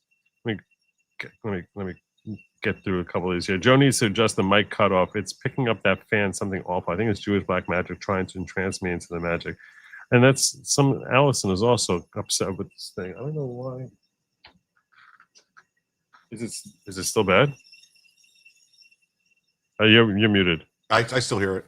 You still hear it? Yeah. strange why it's doing that, but all right. You know why? Because the why? squeaky wheel gets the grease. I guess so. Lyle Holdman says they're hoping that no one found the burn bags with the good stuff until too late to do anything about it. Yeah, but why not? That's the thing. Like, I don't burn understand. the burn bags. Was there someone who knew what was in there and hid them because they didn't want it to be destroyed and wanted people to get caught? Or was this just government ineptitude? Like someone said, "Oh, we'll get to it later. We need someone to sign off, and we don't want to tell them, because they're going to say, what are you burning? What's going, like someone's going to ask questions." And so, like, I don't know. I'm asking questions myself. I'm saying, could it be that it was just government incompetence that allowed this to happen? And that would be funny, right? Like too much bureaucracy. Or a good actor who's trying to get them exposed. I don't know. I mean, it could be a good actor, because how did Cash find them and know what they were? You know what I mean? Like, maybe somebody said, "Hey, go up there and look in this room." It says Deep Throat called up Cash Patel and said, "Check with the check room 407." That's I don't know. If there was some tip out there, I don't know. I'm getting a lot of thank yous. You're welcome. I'll be sitting here schwitzing, but you're welcome. Okay, so finally here on this story, CNN reported, and this does go back to September 29, Trump's DOJ probes former FBI leadership over document mishandling allegations. You see, this is what Jim was talking about. Like, it's first hitting X today, while CNN was reporting on this back on September 29th. The Justice Department is conducting a national security investigation around the FBI leadership when Christopher Wray was director. According to two people familiar with the investigation, Western District of Virginia is leading the inquiry. We got this. The investigation is looking at multiple potential subjects from the top leadership. Investigators have been seeking interviews in recent weeks with people on the 7th floor. And the investigation comes at a time when President Donald Trump has become more overt in calling for the prosecution of former FBI officials. Following the indictment of Wray's predecessor, James Comey, last week, Trump on Saturday accused Wray of lying about the events of January 6th and insisting other indictments of his political opponents would come. Quote, Christopher Wray, the then director of the FBI, has some major explaining to do. That's 2 in a row, Comey and Wray, who got caught lying with our great country at stake, Trump wrote on social media site Truth Social. CNN has reached out to Wray for comment. Multiple prosecutors are working on the investigation of the Wray-era FBI front office, which was a particular interest of now FBI Director Kash Patel. We got that also. Investigator appears to be about John Durham. That's what part of the written investigation. The prosecutors appear to be pursuing the case in the Western District of Virginia because of how national security documents sometimes are retained in an FBI document storage facility in Winchester, which is in the district. I wondered how they got there. They don't want to be in D.C., obviously, because anything that's against the left is going to die in D.C. So I was wondering, most things are Eastern District, because I think that's Western closer. District is saying of Virginia, which I don't understand why Western District. Maybe is that where he lived? That's what they're explaining here, that they're pursuing in the Western District because the FBI document storage facility is in Winchester, which is in Western Virginia. Oh, there you go. AG Pam Bondi also recently directed federal prosecutors to launch a grand jury investigation around intelligence used by federal law enforcement in 2016. While the investigation remains active, the U.S. Attorney's Office for Western Virginia is one among several that has faced inner turmoil in recent weeks. Former Virginia State Prosecutor Robert Tracy has been in position as acting U.S. Attorney for a little over a month. Trump's initial appointee, Todd Gilbert, resigned only 2 months into his tenure after a standoff with the White House over who would be his deputy, according to another person familiar with the situation. Oh, you can't tell me who's going to be my deputy. A spokesperson for the West District of Virginia declined to comment. Patel mentioned finding documents and hard drives in a room in FBI headquarters in an episode of the Joe Rogan Experience in June. Quote, my guys are going through that right now, Patel said on the podcast. The front office suite of FBI's specialized facility where classified documents can be kept. The director's office and others on the 7th floor are considered secure facilities used to store highly classified material and are outfitted with burn bags. So maybe we're learning more about the burn bags now. Even now, According to current FBI officials, there are burn bags in use as part of the authorized manner to handle such documents, and documents in the burn bags are almost certainly backed up electronically, according to former and current Bureau officials. In recent days, Patel has continued his criticism of FBI leadership, writing on social media following the indictment of Comey that, quote, for far too long, previous corrupt leadership and their enablers weaponized federal law enforcement, damaging a once proud institutions and severely eroding public trust. Wray, whom Trump appointed to lead the FBI in 2017 after he fired Comey and before he realized how many bad apples he was surrounded by, resigned before Trump's second inauguration in January, 3 years short of his 10-year term. During his farewell address, Wray called the FBI to maintain its integrity. No matter what's happening out there, Wray said, in here, we've got to stay committed to doing our work the right way every time. That means following the facts wherever they lead, no matter who likes it or doesn't. Because trust me, if there's anything I've learned in this job, there's always someone who doesn't like you. Well, I think Fay Wray has a lot of people that doesn't like him. Just so you know, in the private chat, I put the Project Veritas link for that story about Bill Barr for you. Oh, cool. Thank you. Thank you kindly. It's from August 5th. Did you see Dominion was sold? I did not see that. Did you see that? I didn't see it either. I turned the fan off. That's why you don't hear it. That's why you don't hear it anymore. Burn bag not getting burned is like bureaucracy combined with work from home post-COVID. Perhaps that would explain it. So much better without fan high pitch. Now I can fall asleep to smooth tones of Joe. There you go. There you go. The dulcet tones. Yeah. I have it on most nights. That's what's so weird to me. It's the same fan that's on most nights, but maybe it just needs to get a little spray on, some WD-40 or some oil or something. I don't know. Silicone spray, something. Maybe. I actually usually like having it on for noise in case, like, there's like breathing behind me or something like that. But Spud says, Joe, New York State has $10 million in its budget to bail. Oh, I think I covered that. I got that one. She probably won't even have to post bond. Look at this. So Long Ago Picture Show has rated the stream. Thank you so much, So Long Ago Picture Show from Rumble. I've been noticing a lot more people raiding streams on Rumble. It seems like, because I think it's anybody in your chat or maybe any moderator in the chat can raid streams in Rumble. I don't know. I don't even know how to do it. I've seen you raid me sometimes on Rumble. It's somebody that's in our chat that does it. I think it's Life is Indifferent does it, and so does Uzellian, I think, and they'll take care of it. Like raid either one of us if the other one's streaming. I don't even know how. I don't know how to do it on Rumble. I don't either. I can set it up on YouTube, but I have no idea how it gets done on Rumble. It's easier from what I understand on Rumble. It's just you write it in the chat or something, and it does it. Really? Yeah, that's what the guy was trying to tell me, and I was like, "What?" And he's like, "Yeah, you just go like this and find a channel, write it in there, and it does it." All right, that's pretty wild. All right, so I wanted to move on. What do you think we should cover next? What do you got for me? Let's see. We could do. Did you want to talk about the phony priest? Definitely want to talk about the phony priest. Let's do that. I'm glad you brought that one up. The phony priest. This one. I want to talk about the phony priest, and I also want to cover the California thing because the California vote scam, yeah, the California vote scam is this thing I put in my. I put that in my. Okay, we can do the California vote scam. Let's get that out of the way. Yeah. All right. What number was that? Here it is. Number 6. Yes, this was really bothersome. You had 6 and 6As. You had 6A is the main election one, which that was the one where they found a bunch of ballots in the Amazon box. Check this out. I saw this and I couldn't believe it. Wall Street Apes reporting. Gavin Newsom's redistricting election. So in case you're wondering what this is about, the redistricting election. So in the wake of Texas doing their own redistricting, which they had to do by law, they had to redistrict. So Democrats were throwing a hissy fit, and the California Democrats were saying, we're going to redistrict to get 5 seats or 6 seats over here in California.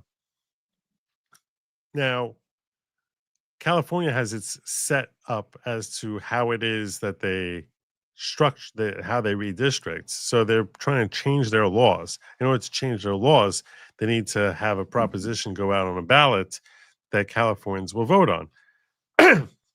What looks very shady about this impromptu election that they're holding is the way the whole thing is set up here. That California residents got her ballot. If you vote no on Proposition 50 to stop the redistricting, it shows through the envelope. This makes it easier for Democrats to identify them and throw them in the trash. What the hell? What the hell is that? Why would they have that? This is so shady. I'm sure it's just a coincidence. It's just an accident. It's, you know, they're so shady. We have in our ballots, we have a privacy shield. You know, like it's a green paper that you have to use that. You know what I mean? It says if you don't include the privacy shield, your ballot won't be counted. It's unbelievable. It's really unbelievable. They're so slimy. They're so corrupt. And they're unabashedly corrupt. Breaking ballots, California Prop 50 that would allow Governor Newsom to redistrict the state and benefit Democrats have a huge error with the no option visible through a hole in the ballot for anyone to see outside. Now, I assume that's the no that we're seeing checked off over here. I don't know. But Shannon Bellows, Secretary of State of Maine, is asked a very simple question. So let's check out what's happening in Maine. What information do you have that leads you to believe this wasn't an accidental mix-up with the shipping of 250 mail-in ballots found in an Amazon box?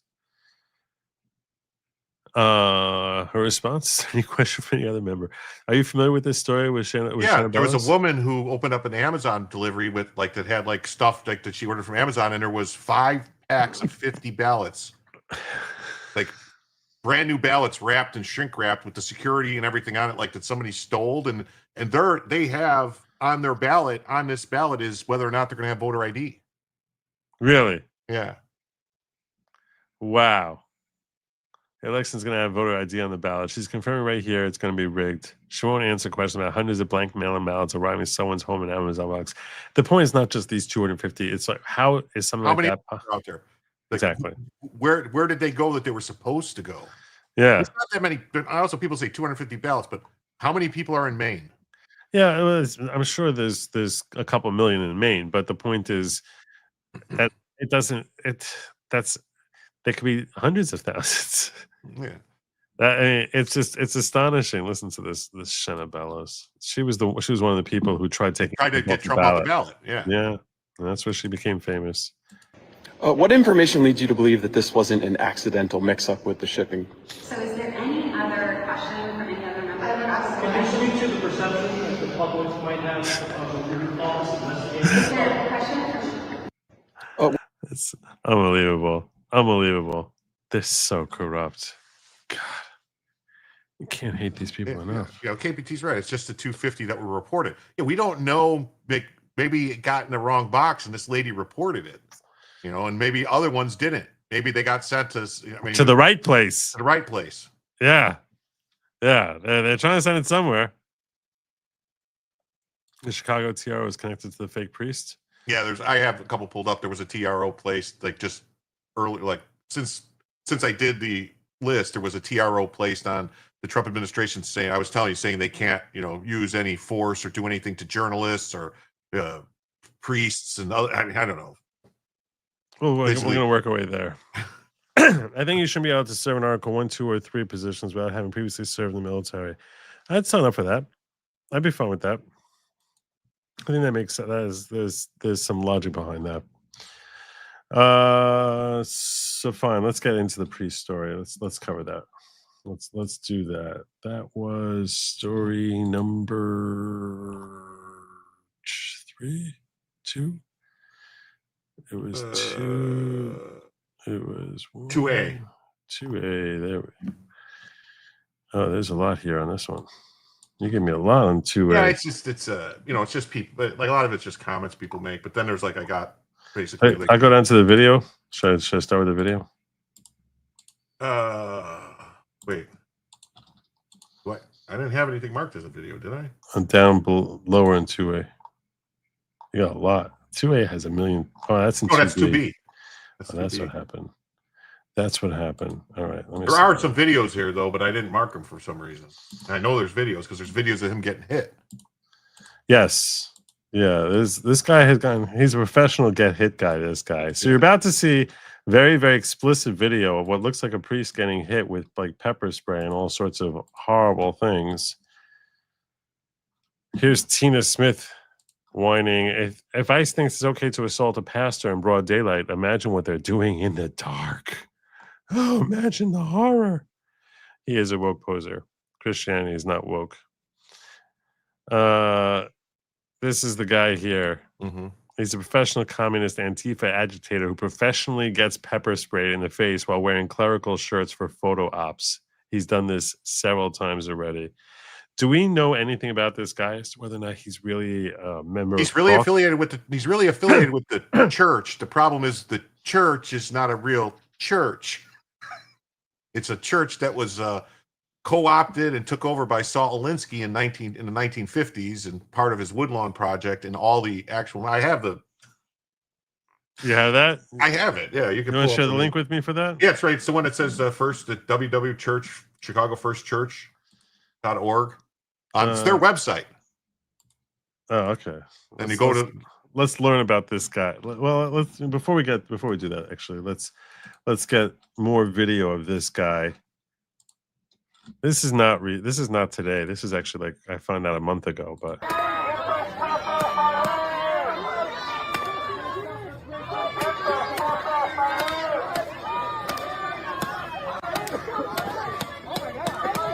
They got him right in the top of the head. Yeah. So now when you see this like this, it looks like really, they look like, what are you doing? Why are you doing this to this guy? What's he doing that he's out of context? This is something that makes ICE look careless, insensitive, heartless, shooting at a priest. And it doesn't, it has a graphic type of nature to it. Even he though was screaming expletives. Balls. He was screaming expletives at them when it happened. It's not simply that. He was also on their property. Out. Yeah. He was this is what Gavin Newsom's office sent out when he said blessed are the peace to retweeting blessed are the peacemakers. But if you actually look at this video, what you learn is he's a fake priest who shows up over and over again to generate headlines. And that incident, you idiot Newsom, he's not a priest. His name is David Black, a Presbyterian minister certified straight from the crackerjack box. He only wears priest garb at protests for photo ops and uses his ministry as a mask in his quest for the spotlight and settlements, as proven by his appearance at any and every protest and utilization of the ACLU. This priest, as I incorrectly call him, attends every protest, deliberately provoking law enforcement. They repeatedly warned him and other protesters to stop blocking exits and trespassing on federal property. He's a lot of things: a provocateur, instigator, con artist, activist, and all-around a-hole. But the three things this guy definitely is not is a priest, an honest person, nor a victim. Well said. Well said indeed. Yeah. So also, if you look at the community notes on this thing that Newsom shared out, others were blocking an ICE vehicle from leaving the federal facility, impeding lawful operations. So there's that problem too. I think that's from his own words, because this is Pastor Black. Reverend David Black is an ordained teaching elder of the Presbyterian Church USA, began pastoring First Church in 2020, spiritually rooted in Quakerism, grew up in a diverse array of Protestant and evangelical churches around the world, graduated from Princeton Theological Seminary in 2018, Master in Divinity, Master of Arts in Christian Education and Formation with focus on ministry with young people, and a certificate of Black Church Studies. Pastor Black, so they're claiming that he's a legit pastor. Pastor Black is called to serve at the edges of the church, where people are discovering faith, where the church is engaging with its community. As one writer puts it, to be an insider who stands near the door. His ministry has been focused on empowering individuals and communities who've been marginalized and dispossessed. He lives in Southside Chicago neighborhood of Woodlawn with his gregarious husky Bella and several plants which are doing surprisingly well. Isn't he clever? So I'm telling you, all right, it's not a real church. you're telling me it's not a real church? It's not the real church. All Not right. the real church. That's what I'm hearing from my I'm not the one saying. That's what Jim's saying. Jim's saying it's not a real church. Hey, go if you go down, all right, look at click on Adrian Curry's link. Adrian Curry. Got it. Pull that one up. I don't know. We didn't look at this, did we? And then click on the pictures, and then you can pull up the actual church. I mean, I was commenting on screenshots of the church's own website. So Adrian Curry says this fake pastor is an Antifa terrorist who practices witchcraft in his church. LOL. He was bullying ICE agents, attempting to hold them hostage and block their cars. Go back to Lucifer and your tarot cards. we'll go through the pictures. So Yeah, we'll do that one. that. Look, apparently he's giving me a Nazi salute here. Yeah, that's what the Black Lives Matter. Now that's from the church tarot readings and the First Tarot Presbyterian. card play astounds at First Presbyterian. That's not anything I've ever seen in any church or ever heard of. That doesn't look very churchy to me. No. Of all the things that seem churchy, this doesn't qualify to me. Mm-hmm. A spiritual home for all troublemakers, misfits, and mystics. Sunday morning. Church isn't big on mystics. Yeah. Yeah, this guy. Yeah, okay. I'm seeing what you're saying. He ain't really. And then if you pull up the one that's ChicagoFirstChurch.org history. Yep, I'll pull that up in a moment. Let me get that out. Here we go. The history of our church, a 15-minute read. Yeah, we're not going to read 15 minutes. I'm going to take you right to go all the way down, scroll down to where, because it says they were for all this stuff. They were for, if you go look, it says, oh, we were a frontier church and all this stuff. And then through crisis, all these different periods. But you want to go to the one where it keeps going, keep going. Right there, return to radicalism. Click on this one and read it. Okay. Yikes. Sorry, it jumped down on me when I return to radicalism. In 1956, 3 years after accepting its first black member, First Church called an interracial team of co-pastors, Ulysses B. Blakely and Charles T. Lieber, known to the community as Buck and Chuck. Community morale was low. Investors had abandoned the neighborhood. Many believed it was inevitable that Woodlawn would be bulldozed to make way for the expansion of the University of Chicago.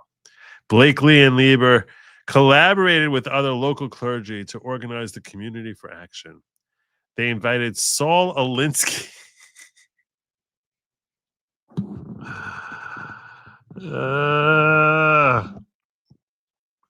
Saul Alinsky wrote the 13 Rules for Radicals. He's a crazy leftist.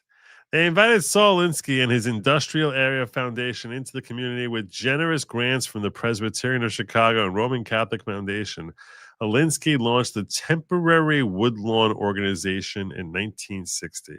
Alinsky frequently led community meetings at First Church, which made the church a target of bitter controversy. You think? Many members left the protests, stating that such an overtly political move was outside the church's proper sphere of activity. The University of Chicago's publication Maroon blared, "Church supports hate group," and the Christian Century magazine branded the project as a Catholic conspiracy to maintain a segregated neighborhood. Blakely and Lieber remain committed to their approach in the face of this opposition. The Woodlawn organization still exists today, and it has been an important base for organizing and mobilizing the power of Woodlawn residents. First Church remained on the front lines of community action after Blakely and Lieber left. Harold Walker, an interim pastor, wrote, quote, "As in the past, First Church had again found her place in the midst of the struggle for human dignity and the heart of the city's life." So there you go. Yeah, so the Woodlawn organization, which is basically, there's a whole thing too. There's also, like, I pulled up stuff from basically explaining what the Woodlawn industry, what it was, and the monies, where they came from with the Peastone Rangers and the, like the gangs and the different, the church's new roots. The new roots. I know what current is 1833 to 1860. What the hell does that mean? How's that? No, they're trying to because this was a church that basically was defunct. Chicago was a town, has been a town where neighborhood lines are always shifting and people are moving in and out. And there's pockets and stuff. And basically the term white flight is very real in Chicago and has been, to where neighborhoods would move. So at one point in the 40s, where this church was all white, is the best way I can put it. Okay. Then it started changing, and as it changed, people left. The people that used to go to the church stopped going to the church. It was going to get bulldozed. Alinsky came in, and they turned this church into basically a propaganda arm for communism. Big surprise. Big surprise that Saul Alinsky was involved with something that was a propaganda arm for communism. I mean, he was a communist. I mean, that's what he did. Yeah. Allegan says the only way of serving government is to be part of the military. Nothing bad can happen with that idea. We all served under General Milley, so what can go wrong? I think that your odd the numbers of people who will actually be based is far higher if our pool comes from the military. So obviously there's going to be there's some people who serve in the military who suck. I think Adam Kinzinger served in the military. It's not like it's. You tell me that the pool of people we have in Alexander Vindman wouldn't it be much better? Eugene Vindman.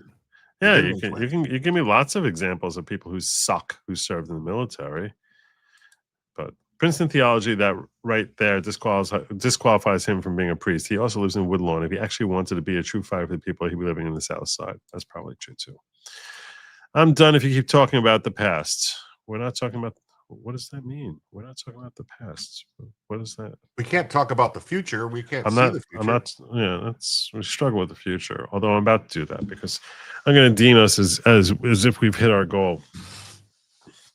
So I want to get in on this whole my thoughts. I put up for the goal. I'm gonna say that we reached our goal. I'll even say right now, goal. Okay, we hit our goal. Okay. So we're good. I mentioned for my goal that I was going to talk about my thoughts about this peace deal. Allegan News asked me whether I changed my position. I'll bring this up here. He brought this up a while ago here, where he was asking, did I change my position about that the objective of Israel in going into Gaza was to free the hostages? My answer to that is no. My position has not changed at all. When it comes to issues of this sort of nature, I will tell you that, like most serious issues, Torah has already provided an answer to this. Torah is giving guidance as to what you should do when you have an offer of a hostage exchange. This is not something that is is confusing. It's something that if you actually look to Torah, the Israeli government looked to Torah, they said, what does Torah say? Should we do this deal or not? You'll actually find that this is not a deal. The most rabbinic authorities say today this is not a deal that Torah would sanction. Now, I'm not speaking as a rabbinic authority. I'm not a rabbinic authority. I have no. You are here. I'm here. I'm practicing. So you're here right now. You are the. I guess I am the closest thing to rabbinic authority. Yeah. My understanding and the reason I have a problem with this is there are express laws. This is not the first time in human history that there have been people who have been taken captive and that there have been offers of exchange. This is something that goes back thousands of years. People have been taken captive all the time. Torah actually addresses a situation of what you're allowed to do and the idea of saving people who are being held hostage, being held captive, is considered a very noble endeavor and something that is the utmost importance and worth sacrificing your life for to try and save someone. It's a very, very treasured and valued and noble endeavor. That being the case, and in no way diminishing that. Quite the contrary. Because why is it that we have that? We take that position. It's because we look at every human life as being precious and dear. We have a very, very, very high regard for the value of human life. In fact, I actually frequently have said on this show, and I will invariably say many times again in the future, that one of the biggest failings of humankind today is that we have too cheap an appreciation for the value of human life. Human life is very, very precious. And if we valued it more, if we valued it appropriately, we would not do many of the things that we do. We would not cheapen ourselves in the ways that we cheapen ourselves. We would not cheapen others in the way that we cheapen others. We would actually be far more moral people if we appreciated the sanctity and dignity of human life. If you have questions, you can. I just was gonna say, like, I wanted to say that my problem with the deal per se is only that we're giving, not we, I shouldn't say we, they're giving away criminals, murderers, and people that committed crimes against not only Jewish people, but also anybody that's a citizen of Israel. Also, there's Palestinians and there's other Arabs that are citizens of Israel, along with Jews and along with Christians and other people that these people committed crimes against, and they're in prison, and they're getting them released for people that are actual hostages. Yeah. And I don't see how you're doing anything except for incentivizing other people to take hostages then to get people out of prison or other things by doing this. I mean, we, for the longest time, were told we don't negotiate with terrorists. Yep. But I guess we do. Because Obama did it, Biden did it. I mean, and now Trump's doing it. Yep. Under Jewish law, you are prohibited from paying too high of a price for hostages for precisely the reasons that Jim just expressed. That you are incentivizing further capture of other hostages in the future if you overpay to recover hostages. So while I said I'm all for Israel going in there and doing everything possible to try and rescue the hostages and taking whatever steps were necessary in that endeavor, the idea of giving 2,000 criminals, 250 of which were serving like life sentences. These are the terrible, terribly murderous, awful human beings who have undoubtedly, they've not rehabilitated, will undoubtedly return and have, you know, if not recidivism, it's only because we didn't catch them. But there's little doubt that they will, these are exactly probably many of whom were actually involved in October 7th itself. I'd be surprised if there weren't many of them who were involved on October 7th. So you're talking about basically giving murderous people, hundreds of them, for 20 people, not hundreds, 2,000, a rate of 100 for every Jewish life. And while I will tell you, and I'm not even sure that all 20 of the Jews are still alive, or 20 of the captives, I'm not sure if they're all Jewish. I assume that they're all Jewish, but I'm not sure if all 20 of the captives are even still alive. And while one can look at it and say, wow, that's quite a big honor to say that one Jewish life is worth 100 Muslim lives. That's very nice. That's very nice. But the reality of the situation here is that's insane. That's crazy. And how are you not incentivizing more hostages being taken? And this is why Torah has prohibited overpaying in either financially or in exchange of prisoners by a drastic degree. To some degree, there could be some level of overpayment. When you're talking about 100 crazy criminal and for every for every captive, they're giving back 10 people who are supposed to be serving a life sentence plus 90 others who are also criminals. 10 crazy. So for every one person you're giving back to Hamas 10 lunatic people plus 90 other criminals. And then we're going to do that again and again and again and again 20 times. That's insane. Now, I understand that Bibi Netanyahu is under pressure from President Trump, and frankly, I don't really like what Trump did I think that this is a level of interceding that I think was really unfair of America to sort of twist Israel into this position where they basically were felt compelled to do this, and perhaps the political elements to it would change the calculus from a Torah perspective as to whether or not the state of Israel should be allowed to do this. But if you would remove the Trump element to this and the fact that Trump wants this deal to get done, I'll tell you right now, I'd be shocked if Torah would sanction this deal. And if it's a deal that's against Torah, you say to yourself, they probably knew better than we do. So if you ask me how I feel about this deal, it makes me sick to my stomach. It makes me sick to my stomach that these people have been there for 2 years and enduring tortures that we couldn't even imagine enduring for 10 minutes. And having to endure that for 2 years in the hands of these animals who raped, murdered, and pillaged and killed how many people? Having to live in that environment and the psychological torture that we see, some of them having to dig their own graves, some of the horrors that were visited upon the ones that we've seen. Just the immense horrors that were visited upon these people. And now, so I feel tremendous sorrow and I can't say empathy, because I've never, thank God, I've never been in a situation of knowing someone who is a captive, much less being in that position or having a close family friend or relative, God forbid, ever being in that type of scenario. So I in no way can I express empathy, because I've been blessed by and protected by God.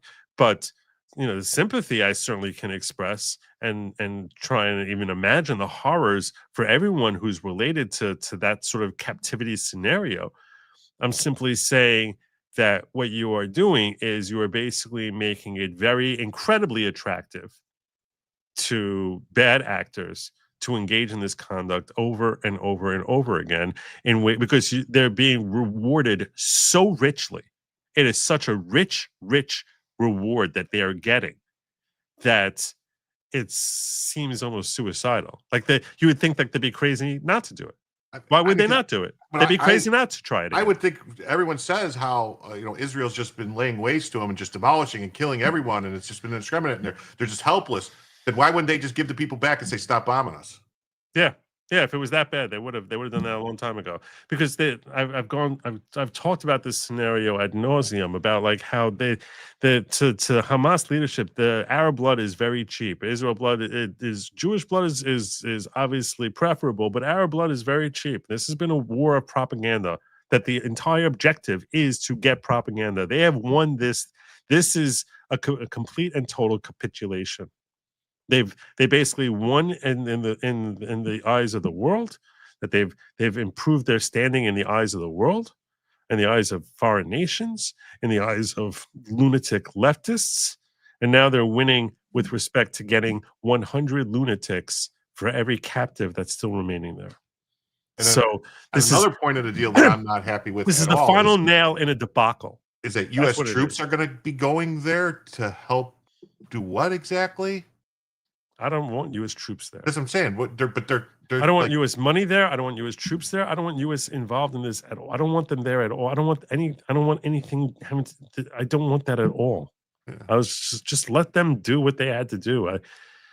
Everyone kept reassuring me, telling me that, like, well, Hamas will never take the deal. Well, Hamas got enough pressure from the other powers that were funding them that they were like, yeah, we'll take that deal. And this is just—it's a sweet deal for them. They get 2,000 people back for 20. It's ridiculous. It's utterly ridiculous.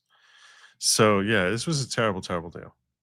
And this is, and I can be happy for the 20 people, but that doesn't mean it's not a horrible deal. Which Torah itself says is a terrible thing you shouldn't do. I mean, sometimes there's no move to make. Short of keep going. Yeah, I mean, sometimes you just got to go. The right move is do nothing. Yeah, I don't know. Anyway, so that's my thoughts on this peace deal. It makes me sick to my stomach. Anyway, let me. I mean, I thought this thing that Obama did when he gave up, what was it, 8 Taliban leaders for Pro Bergdahl, I was like, what are you doing? This is nuts, in my opinion. That's way too many people. Yeah. And invariably it always is. Every time it's like It gets more and more and more and more and more. Yeah. Yeah.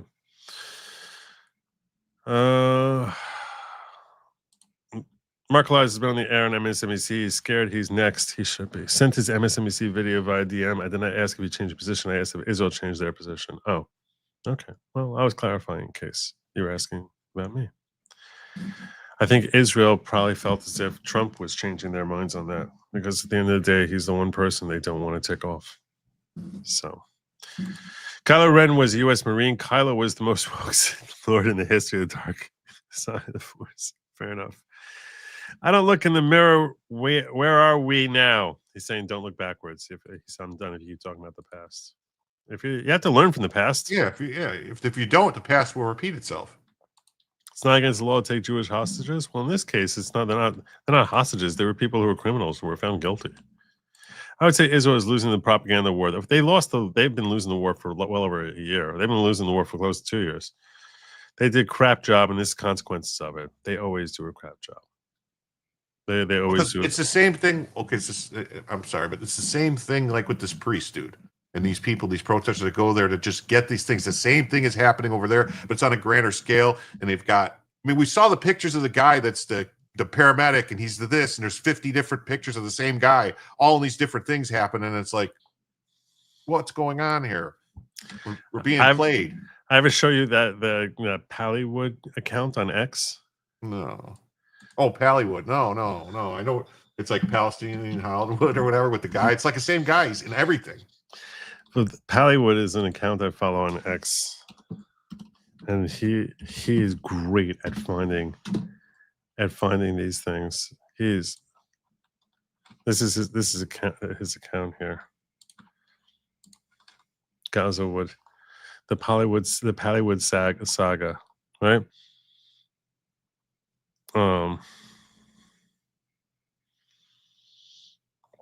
So he exposes so much of the here they are celebrating their great victory, hanging up Klava. They basically kept through the entire because they were starving the entire time. This is them celebrating. All of a sudden,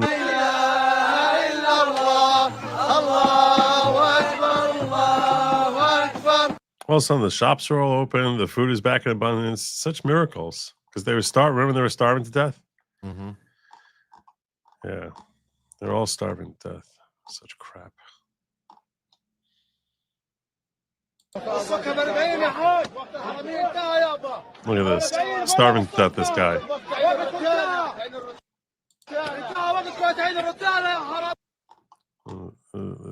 His fat slobs.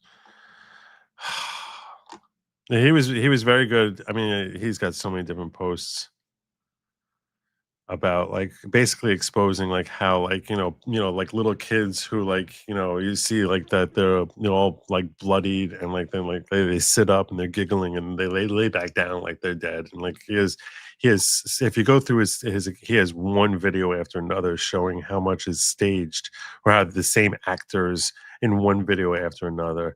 I mean, I've shown it in the past. I saw the one that really made me when I was like, oh, these people are full when they had the kid. We were like, oh, look, this kid is starving. And then you see the kid's brother and it's like, wait, what? And then it's like, no, that kid, here's a story from 5 years ago talking about how the kid is sick with this disease. And yeah. But it was like a daily thing. So فلان الفلاني لهذا الطفل. تفضل. This is a Gazan explaining how donations work in Gaza. جاهدوا بأموالكم كما أخونا فلان الفلاني جاهد بأمواله، وهذا تبرع كريم من أخونا فلان الفلاني لهذا الطفل. تفضل يا عم. طفيت الكاميرا؟ طفيت الكاميرا؟ هات يلا روح بدل 200. بسم الله الرحمن الرحيم. هذا الواقع اللي بنعيشه. تحياتي. جاهدوا بأموالكم. The whole thing, such scam artists. The entire thing, it was just. And that's not to say people didn't die. Obviously, people died. But there was so much. It was the entire objective was just for the purposes of having propaganda. What is your alternative plan? What would you have done if you were in their shoes? What kind of war game are you doing? Are you doing militarily? Give us 2 workable plans with considerations of geopolitical and military. I don't know. I mean, there is no good answer. You know, there's no like, oh, this is the perfect plan. This is definitely going to work. I mean, no matter what, if you sent in like special forces people in there, you're going to lose a lot of people and you're going to kill a lot of people to get the hostages back. No, what I'm saying is this. This is going to sound very cold. You're better off walking away and saying we're done and leaving 20 hostages than giving back 2,000 people. That's what I'm saying. Okay. Okay? It's a horrible thing to have to say. It's a horrible thing to have to say. You were better off basically saying you wanted 2,000 people. We were going to execute those 2,000 people. Go to keep your 20 people. Goodbye. That you're better off doing that. I thought that's where they were going with it because I remember like a month ago I saw a story that said that they were doing something in the Knesset where they wanted to pass a law saying that they could execute these people. Yeah, that's what your bet. That's your bet. And you're worried about the world's going to say. Stop worrying about what the world's going to say. The world's saying all the horrible things they're going to say anyway. They stop worrying about that. You're better off with that. You're better off with that than giving away 20 for 2,000, giving away 101 to ratio. How many of those people are still alive? Even do we know? Yeah, Does you anyone probably, know? probably end up getting 18 corpses and 2. And if you'd be lucky if 2 of them are alive. Probably end up getting 20 corpses and giving back 2,000 live people. That's what they should say. For every one of that, we're going to kill 100 people for every one of them. There's 20 people that are dead. Israel's delayed response after October 7 was their downfall. CNN polling shows significant public shift. Should have been much more aggressive in the early days. If they would have went hard and fast right after it happened, shock and awe, like right through with a couple days, they probably would have. If Jews control media, why they lose propaganda war? Maybe people need to reconsider takes on Jews control everything. Yeah, well, that's good. You're asking good questions. Good questions. I know the past. No need to stare in the mirror. I can't control the past, but I can change the future. I don't want to think about the past. Plan the future. You have to plan the future while thinking about the past. And learn from the past. Learn from the mistakes of the past. Anyway, it's time for me to land my plane. Where can people find you, Jim? They can find me at Jim Tells You on YouTube, Rumble. Give me your links, by the way. All right. They can find you at Jim Tell You on X. They can find you on Jim Tells You on YouTube That's right and Rumble. On X at Jim Tells You on YouTube and Rumble. I'm also on Twitch and Kick now at Jim Tells You, but I don't know if that's God. This man is spread so thin. I don't know how anyone can find you. Well, I don't know. I'm trying to get more people, but it's not. I don't know. I'm thinking Kick and Twitch seem kind of scammy. Perhaps. I think a large part of it is that the tunnels were such a difficult animal to navigate. It was such a difficult thing. Like just that's why we have the diggers to navigate the tunnels. Yeah. But, I mean, all kidding aside, it was. I think it created obstacles that were just logistically too difficult to overcome. Joe, I will agree with you. It's crazy, but Israel has done in the past when they traded 1,027 Hamas people for Gilad Shalit. Yeah, and that's why you set the stand. You set these standards. That was a mistake, also. You can't do it. You can't do it. You sort of have to say, we're cutting our losses. You don't, because you're just making more losses tomorrow. See, this is 20. The point is not that I don't feel for those 20 people. Of course I feel for those 20 people. I was just expressing to you that I don't have capacity to feel enough for them. Of course I feel terrible for those 20 people. No one should get that crooked. My point is that these 20 people, God forbid, can end up costing you 1,000 people 3 months from now. You sort of have to look at the reality of the situation. To be like Hillary Clinton in Libya, but allow them to take care of it. Yeah, well. We almost finished tunnel to your sister's house, but delayed to the Jersey. You're funny, brother. All right. Well, I'm going to urge you guys, make sure that you check out Jim Tells You, because the dude is awesome and he's great, and I love having him hang out with me here. You can see Bella. See? You can see Bella on my channel. Right? You could. That's definitely something that for some people that's a big part of the sell. Yeah, I don't know. That's what they like, Bella. I don't know why. Obviously, that's going to be a big thing, and yeah, this is. They pay me to see Bella. She doesn't dance for free. So that's now saved over in my description, and I'm going to tell you all that I'm going to try and do a show this weekend, maybe 2, and we'll see about doing something on Monday also, because I'm trying to grab in shows where I can, because next week I'm still on holiday schedule. So I'm going to try and grab in shows. I thank you all for joining me. We should try and talk to Yes. Bronco maybe and do something with him, collab with him during the day. He does shows during the day. I'm just saying it's a thought. Yeah, it's a thought. Thank you, brother. I appreciate it. Yeah. So I'm going to remind you, lab meat is not meant for you. It never was meant for you. No, everyone knows this. It is not meant for you. It's meant for they, them. And do not eat the bugs. Don't do it. Don't touch it. Don't have anything to do with it. It's just going to make you miserable. You're not going to be happy with it. You're going to be very miserable with the outcome. So yeah, just don't do that anymore. Have a good night, everyone. And as always, Godspeed.